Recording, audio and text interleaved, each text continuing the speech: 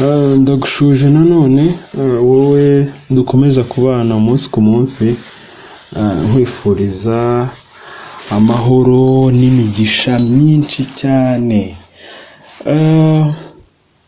Ushobora kuba aka kanya uri kunyumva utameze neza, ushobora kuba umeze neza ariko nawe wumva utameze neza, ndakubwiye ngo komera uko byamera uko ariko kose biraza gukemuka. Hari amagambo muri iyi minsi yagiye amfasha nawe ashobora kugufasha, yo kukubwira ngo niba ubona ibintu bikomeye n'ukuri, itegure ko bigiye kugenda neza, ariko nawe bimeze neza nyamuneka ntiwirare kuko ushobora gutungurwa. Bisaba kugira ngo ube maso. Hanyuma ikintu mfite cyo kukubwira noneho uyu munsi ni amagambo avuga ngo ese ni ukubera iki dushyingirwa, ni ukubera iki dukora icyo twakita ubukwe, ni ukubera iki dushyingirwa. Ufite ibitekerezo nawe, ufite uko wabyumva, ariko nanjye mfite ibyo hano nakuzaniye nifuza kugusangiza ngo wumve niba dushobora kuba duhuza cyangwa se niba tudahuza. Buri gihugu kigira imyaka fatizo kugira ngo umuntu yemererwe gushyingirwa mu buryo bwemewe n'amategeko. Gusa mu bihugu byinshi akenshi ni hejuru y'imyaka 18, nubwo mu gihugu cyacu ubu imyaka yemewe ari 21, haba ku musore cyangwa se inkumi. Ariko nanone nkibaza nti kuki dushyingirwa? Ushobora gusoma iki kibazo cyanjye cyangwa se kucyumva ndi kugikubwira ukumva nta bwenge burimo, ariko ushishoje neza ukareba kure nawe wakibaza. Ese ni ukugira ngo duhindure irangamimerere? Ese ni ugushaka kwagura imiryango ngo tube papa na mama runaka? Cyangwa ni ukugira ngo tubane n'uwo dukunda tutitaye ku bizavamo? Ndakeka ko benshi basubiza biterwa na byose, ariko cyane cyane ni urukundo, cyane ni urukundo. Gusa nanone ibibazo n'ubundi biragaruka ukibaza ese niba koko urukundo ari rwo rutuma dushyingirwa, kuki umusore wateye inda asabwa gutwara uwo yayiteye nubwo yaba atamukunda? Ese kuki iyo umusore atinze kugutwara hakaza undi ufite gahunda nk'uko abakobwa bakunze kubivuga, uhita umusanga wirengagije rwa rukundo wakunze uwa mbere? Niba koko gushyingirwa bigendera ku rukundo, kuki umukobwa utinze gushaka tuvuga ko yagumiwe? ngo ni rumara inkwi, naho umusore utinze gushaka tukamwita umuhungu, tukanamwabizaho, ndetse mu muryango ugasanga yabaye iciro ry'imigani. Hamwe ugasanga bakubwira batuzi ko runaka byiruye, wowe ntacyo uribwira, baturanze uciye umuryango. Ibyo ni ibibazo byinshi ushobora kwibaza. Gusa ubukwe ntacyo burabaye, ndetse turi gukeza abashyingiwe tubaha impano, tubavuga imyato. Ntibiteye kabiri tukumva bageze mu rukiko basaba gatanya. Ese urukundo rwatumye babana ruba rwaragiye hehe? None se ubwo gushyingirwa bitwungura iki? Tubona uwo dufatanya ubuzima, umuterankunga, umwunganizi cyangwa umurinzi. Muri iki gihe tugezemo, gushyingirwa koko bishingira kuki?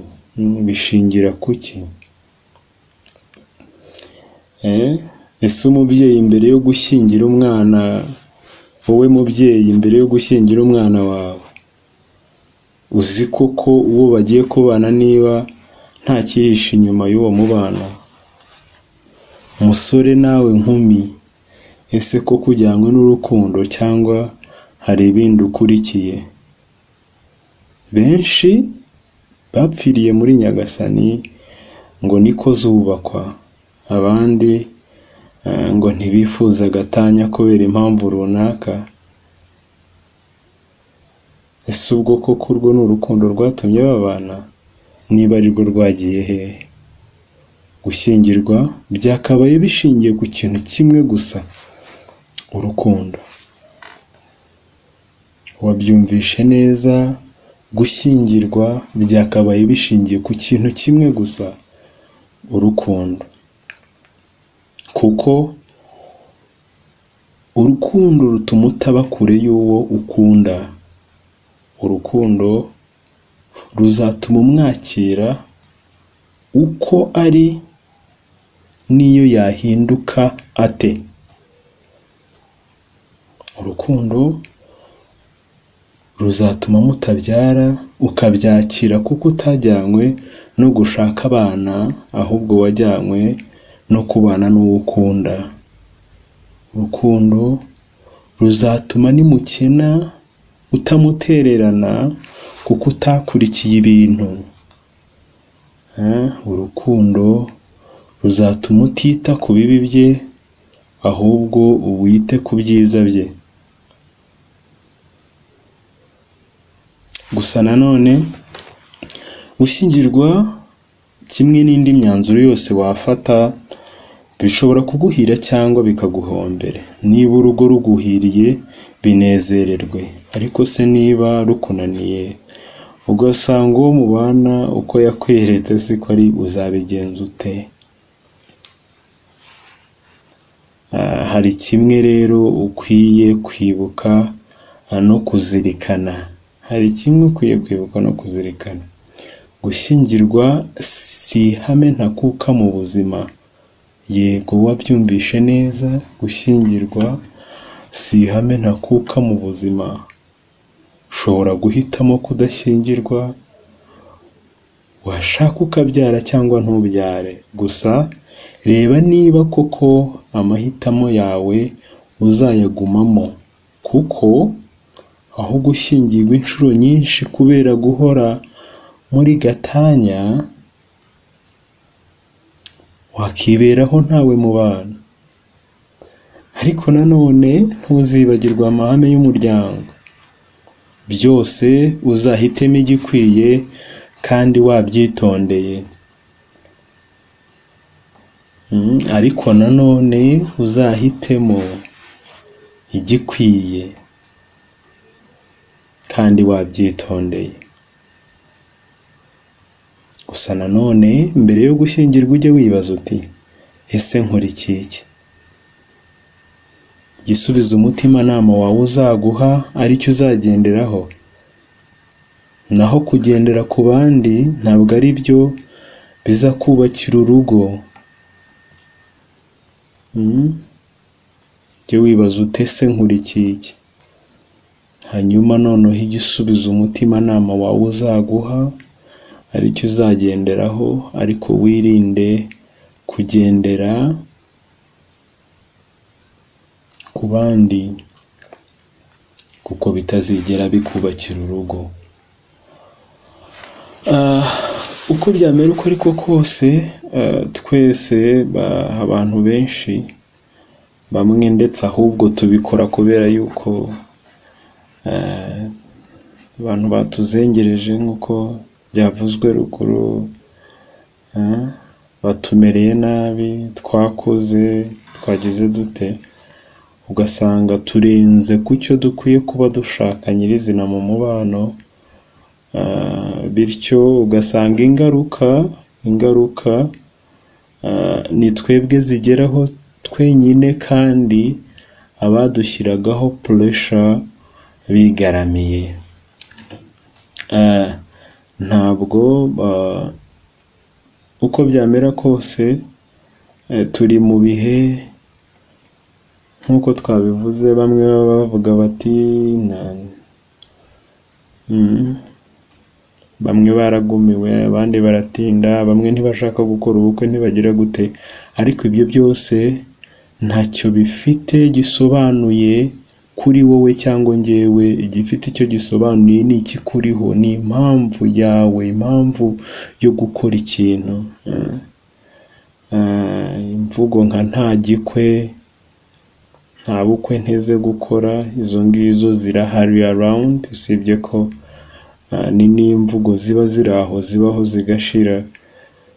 Rimwe na rimwe urubyiruko nahoze numva tunabifatwamo nabi, tugafatwa nk'abantu badatekereza, batekererezwa n'abandi, ku buryo abantu bikoma bakavuga ko kubera imvugo runaka zacicikanye bigiye gutuma kuko abantu badakora ibyo bakwiye gukora mu buzima. Ariko ntabwo ari byo. Ndatekereza ko urubyiruko atari uko nguko tumeze, ntabwo tubaho mu bitekerezo by'abandi. Ntabwo dukwiriye kubaho turi abantu bakujijwe n'inkuru, gukuzwa n'inkuru. No, ntabwo ariko tumeze. Rimwe na rimwe hari ukuntu uba wumva abantu bafata ibintu ukumva ngo kuko ibintu bivuzwe ngo rwose ngo bigiye kubimamo, ngo abantu ntabwo bagikoze ibyo bagakwiye gukora ngo bagiye kubigenderaho. Oya, sibyo no kuvuga ngo nta gikwe n'ibindi, ngo nta myaka 100, na mbere yabyo habanje n'indege irashya, nta heza hisi. Amagambo nk'ayo ngayo ahoraho, ariko ntabwo ntekereza ko abantu bashobora kuyagenderaho. Ngayo nguko rero ni iki ngicyo nshobora kuvuga ku kijyanye n'impamvu dushyingirwa. Ariko ntabwo nasoza n'ubundi ntasubiyemo ya magambo. Nujya gushyingirwa ujye wibaza ngo ese nkurikiye iki, hanyuma igisubizo umutima nama wawe uzaguha uzakigendereho, ariko ntuzagendere ku bandi, kuko ntabwo ari byo bizakubakira urugo. Hanyuma icyo twabonye cy'ingenzi, uzakurikire urukundo, uzakurikire urukundo.